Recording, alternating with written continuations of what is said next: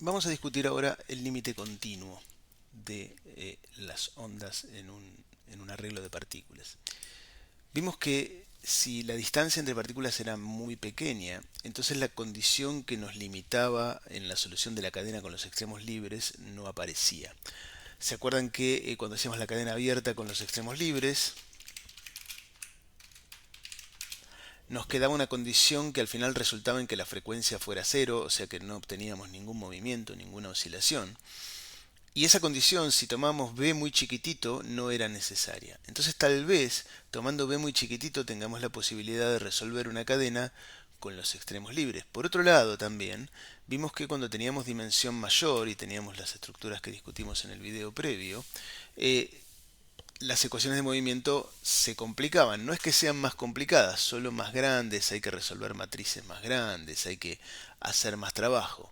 Tal vez tomando b muy chiquitito uno pueda evitar que se compliquen tanto. Entonces, para simplificar esta historia vamos a tomar el límite continuo, es decir, vamos a tomar b muy chiquito. Entonces, vamos a volver a nuestra cadena lineal y tomando b muy chiquitito vamos a ver qué pasa con la frecuencia. Recuerden que la frecuencia en esa cadena estaba dada por 2 omega 0 seno de kappa b sobre 2. Entonces, si b es muy chiquitito, puedo reemplazar el seno del argumento directamente por el argumento. Recuerden que seno de x es aproximadamente x cuando x es muy chiquito. Entonces me queda 2 omega 0 por kappa b sobre 2, puedo simplificar el 2, y me queda omega 0 por kappa b directamente. Omega 0 recuerden que es la raíz de k sobre m, donde k es la constante restauradora y m es la masa de la partícula. Entonces, para seguir simplificando esto, porque si digo que b es muy chiquitito pareciera que omega me termina dando 0, ¿no? Entonces, ¿qué gané? Pero para seguir simplificando esto voy a elevar b al cuadrado y lo voy a meter adentro de la raíz cuadrada, es decir, me va a quedar algo así. O sea, este b que está acá lo escribí como raíz cuadrada de b cuadrado, y luego raíz cuadrada de algo por raíz cuadrada de algo es la raíz cuadrada del producto, me quedó así. Entonces, esta es la forma de omega, pero esto me permite definir nuevas magnitudes. La primera definición que voy a usar es la de densidad. La densidad lineal es la cantidad de masa que hay en cada centímetro de la cadena. Es decir, es la masa de una partícula dividido b, que es la distancia entre partículas. Entonces, por unidad de longitud voy a tener esta densidad que se llama eta. Eta kilogramos de materia por unidad de longitud. Entonces, si tengo una cadena de longitud L y quiero saber cuánto pesa, tengo que multiplicar eta por L. Fíjense que L era N, donde N es el número de partículas, por B. Entonces, si hago eta por L, estoy haciendo M dividido B por B, o sea que es M por N, o sea que es la masa de cada partícula por el número de partículas, o sea, la masa total. En efecto, esta densidad me está diciendo cuántas partículas hay por centímetro.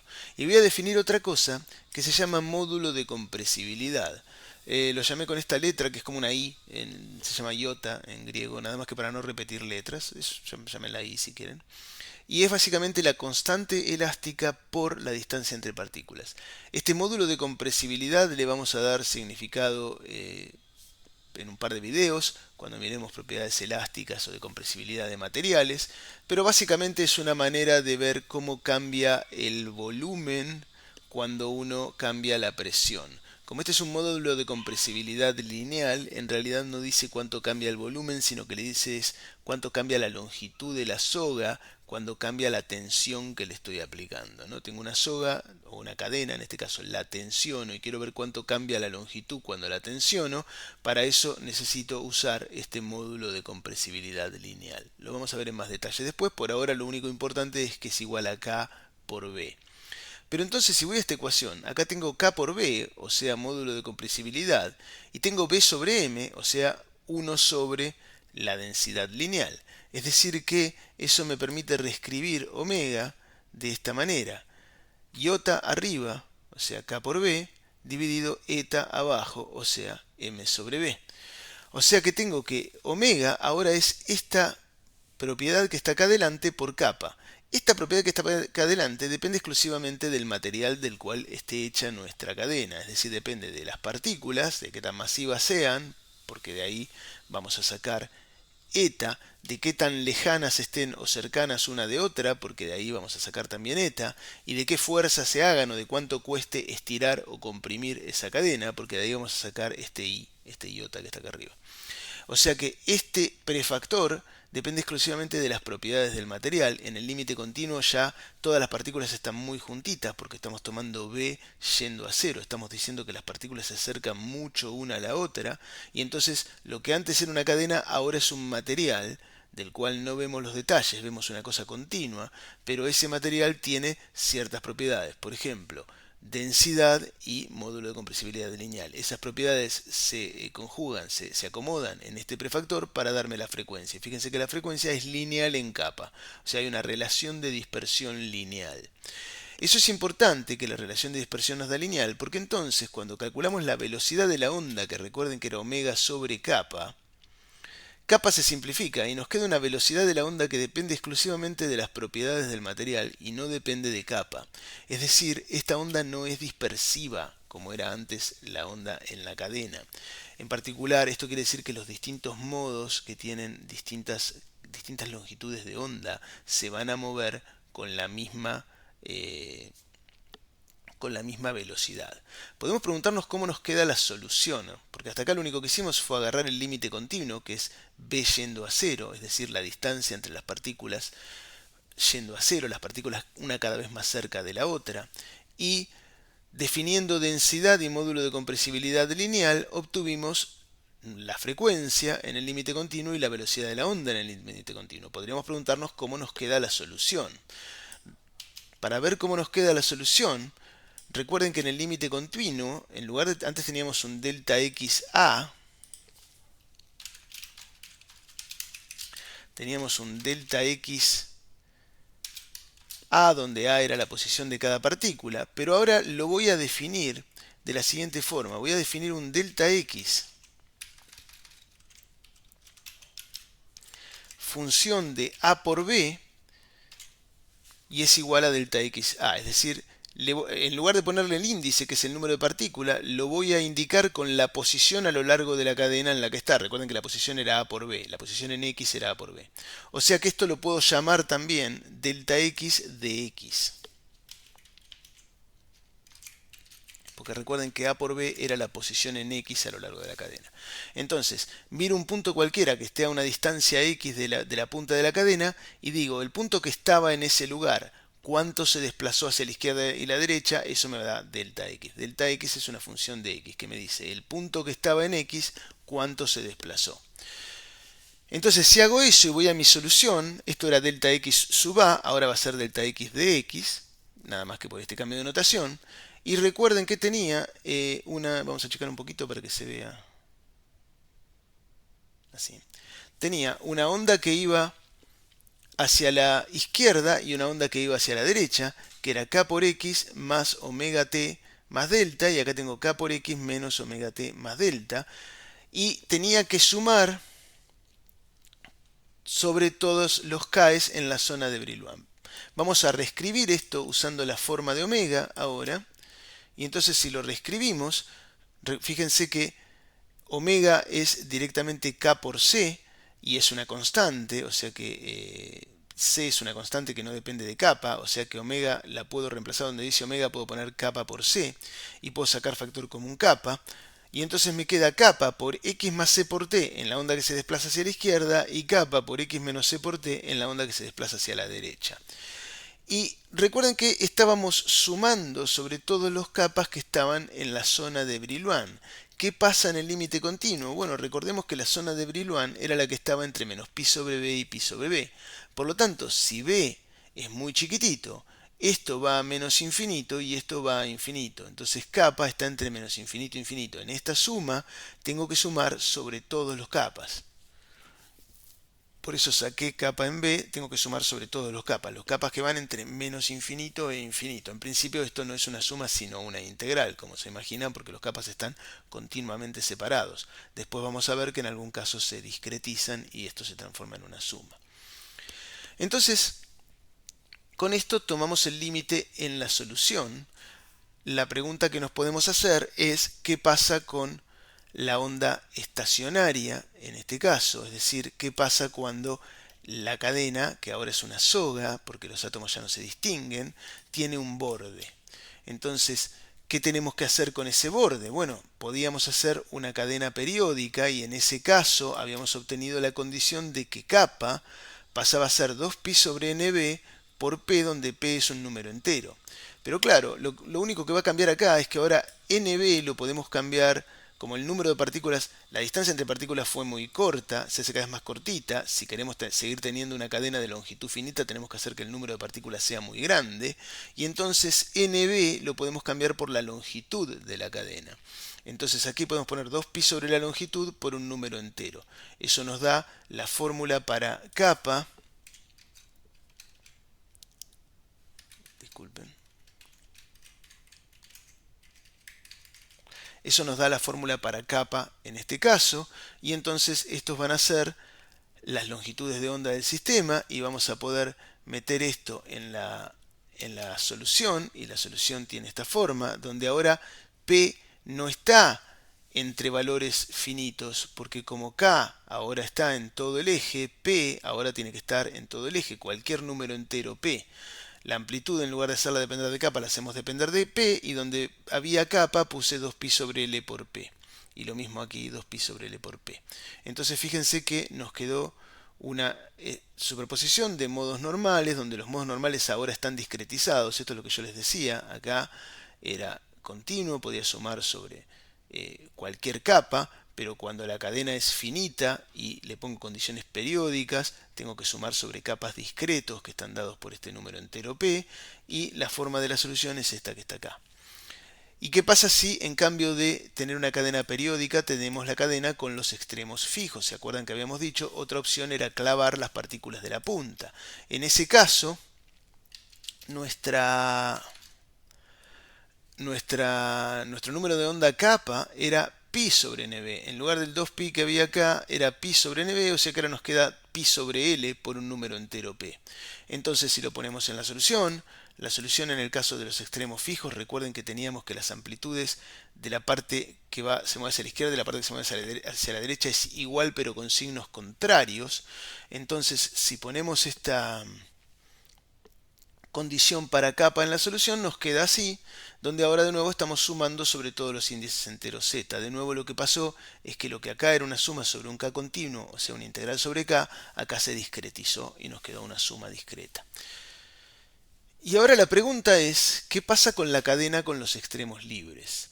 Vamos a tratar de resolver de nuevo el problema, pero ahora con la cadena con los extremos libres en el límite continuo. Cuando lo hicimos en la cadena con los extremos libres sin tomar el límite continuo, habíamos llegado a una condición trivial que nos decía que nuestro ansatz en realidad no nos estaba dando los modos normales y solo nos daba el modo en el que la partícula, en el que la cadena se movía como un todo, sin vibrar. Entonces, las ecuaciones que teníamos para delta x0, esto es la posición de la partícula en cero de la primera partícula de la cadena, era esta ecuación, que era parecida a la ecuación para las demás partículas, solo que solamente siente la fuerza que viene de un lado. ¿Se acuerdan de eso? Entonces ahora vamos a cambiar nuestra notación, porque ya no estamos usando más subíndice A, ahora estamos usando el argumento X. Entonces tenemos que poner donde dice delta x0, tenemos que poner delta x0, tenemos que poner delta x evaluado en 0, y donde dice delta x1 es delta x evaluado en b, porque recuerden que x es a por b, o sea que si pongo a igual a 1, entonces x vale b. Entonces delta x1 es delta x evaluado en b y delta x0 es delta x evaluado en 0. Si pongo todo eso en esta formulita, la formulita me quedó así. Esta es la ecuación que tiene que cumplir el extremo libre de la cadena. Pero claro, tenemos la forma de la solución, que en principio es esta que está acá arriba. Así que puedo tomar dos derivadas temporales, me va a salir omega cuadrado, omega era c por kappa, así que me sale c cuadrado kappa cuadrado. Así que si tomo dos derivadas temporales y lo pongo aquí,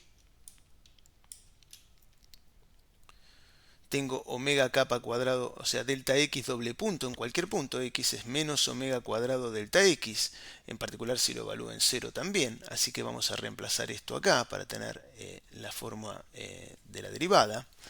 Y voy a poner explícitamente la forma de omega, que ahora es c por capa, o sea que es esta expresión que está acá, omega 0 capa b cuadrado, es esta expresión que está acá. Y fíjense que omega 0 se puede simplificar ahora, porque lo tengo de un lado y lo tengo del otro, así que omega 0 lo simplifiqué. Y me quedó esta expresión.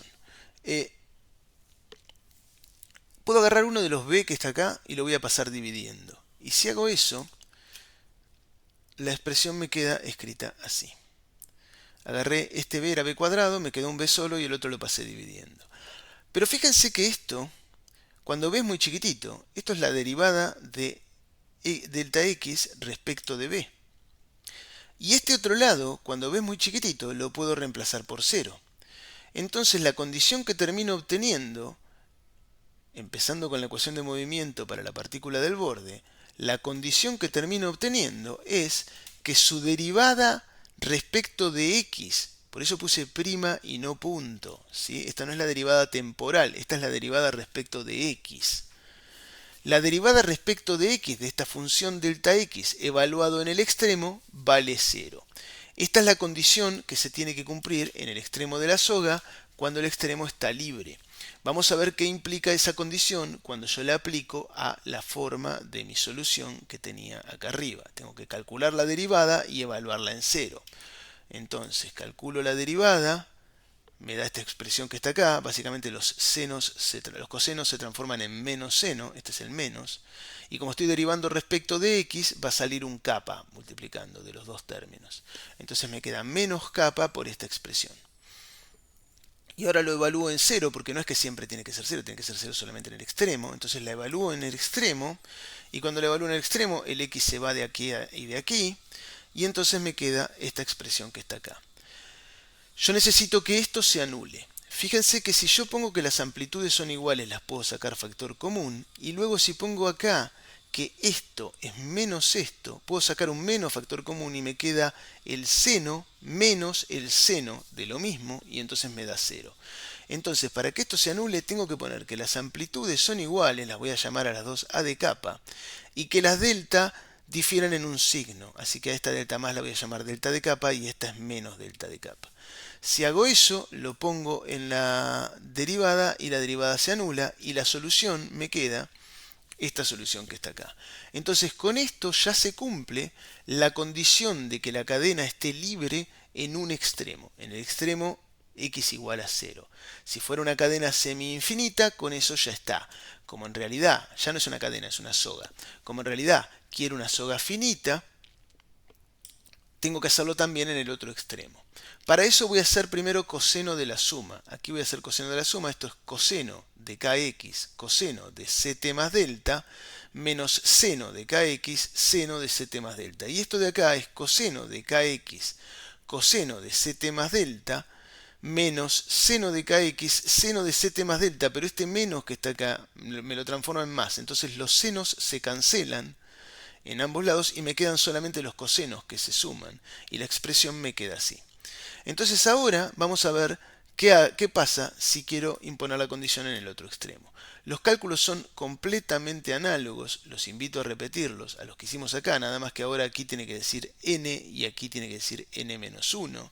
Si uno hace la misma cuenta, llega a la condición de que la derivada de delta x evaluada en L, derivada respecto de x, no respecto del tiempo, evaluada en L, tiene que dar 0. Si lo aplico en la solución, en la forma de la solución que tengo acá arriba, en esta forma de la solución, derivo respecto de x y lo evalúo en L, derivo y entonces el coseno me da el menos seno, me falta un menos aquí, el coseno me da el menos seno, y lo evalúo en L, me queda esto, y esto tiene que ser 0.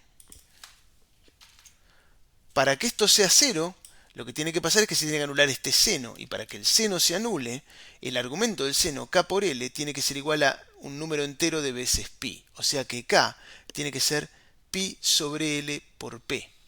Fíjense que esto es distinto de lo que teníamos antes, porque ahora entra la longitud de la cadena L, o sea que ahora hay muchos p's posibles. Entonces, y de hecho p puede ser cualquier cosa, porque kappa puede ser cualquier cosa, o sea que p puede ser un número entero. Acá estamos obteniendo efectivamente modos de vibración, que era lo que no nos pasaba en el caso cuando todavía no habíamos tomado el límite continuo. Entonces, esta es la forma de capa, y si lo ponemos en la solución que teníamos más arriba, en esta forma de la solución tiene este aspecto que tenemos acá, donde tenemos una suma sobre un índice entero p.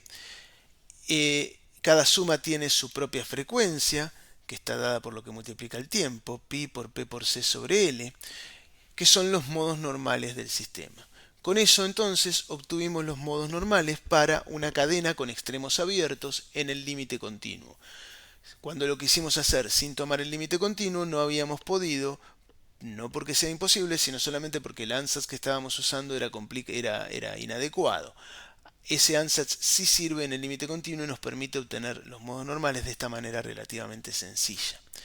¿Qué pasa si queremos tomar el límite continuo directamente en las ecuaciones de movimiento? Porque lo que hicimos hasta aquí fue, agarramos las cosas que ya teníamos, agarramos omega, agarramos c, las cosas que ya conocíamos, agarramos la forma de la solución y tomamos el límite continuo en esas expresiones, agarramos la condición que teníamos en el extremo y tomamos el límite continuo en esas expresiones. Pero ¿qué pasa si yo quiero ir directamente a las ecuaciones de movimiento antes de resolver el problema y tomar el límite continuo allí para luego resolver el problema directamente en el límite continuo? ¿Puedo hacer eso? Bueno, para eso tengo que escribir las ecuaciones de movimiento de esta forma. Estas son las ecuaciones de movimiento que teníamos.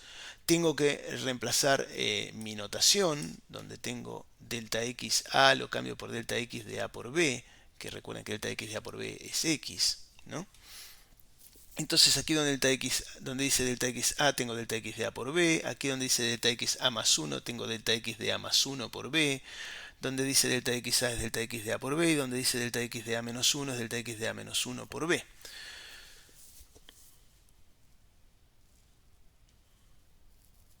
Esto lo voy a reacomodar un poquito. Ahora voy a escribir esta menos una de estas y después esta menos la otra, para que me quede un poquito más elegante. De esta forma, escribí esto que tengo acá menos una de estas, lo puse entre paréntesis, y luego escribí esto que tengo acá menos la otra de estas dos, y de nuevo lo puse entre paréntesis. Y puedo usar la definición de la densidad lineal y el módulo de compresibilidad lineal para escribir m. Donde dice la masa pongo eta por b, y donde dice la constante k pongo iota sobre b, y además donde dice x puedo poner a por b, para reescribir toda esta expresión que tengo acá de esta forma. Fíjense que bueno, aquí todavía no puse x igual a por b, lo puedo poner, pero fíjense que donde dice k puse i sobre b, y donde dice m puse eta por b, y pasé la masa dividiendo y me quedó c cuadrado sobre b cuadrado. Si hacen la cuenta van a ver que c cuadrado es iota sobre eta, que es exactamente lo que queda acá, porque acá queda iota sobre b y acá queda eta por b, lo paso dividiendo, me queda iota sobre eta b cuadrado. Iota sobre eta es c cuadrado sobre b cuadrado. Y bueno, lo que quedó en paréntesis es lo mismo. Esto lo voy a reordenar ahora de la siguiente forma. Primero, donde dice a por b pongo x. Entonces, por ejemplo, acá tengo a más 1 por b. O sea que esto va a ser a por b más b. O sea que va a ser x más b. Acá tengo x y esto es x a menos 1 por b. O sea que sería a por b menos b. O sea que es x menos b.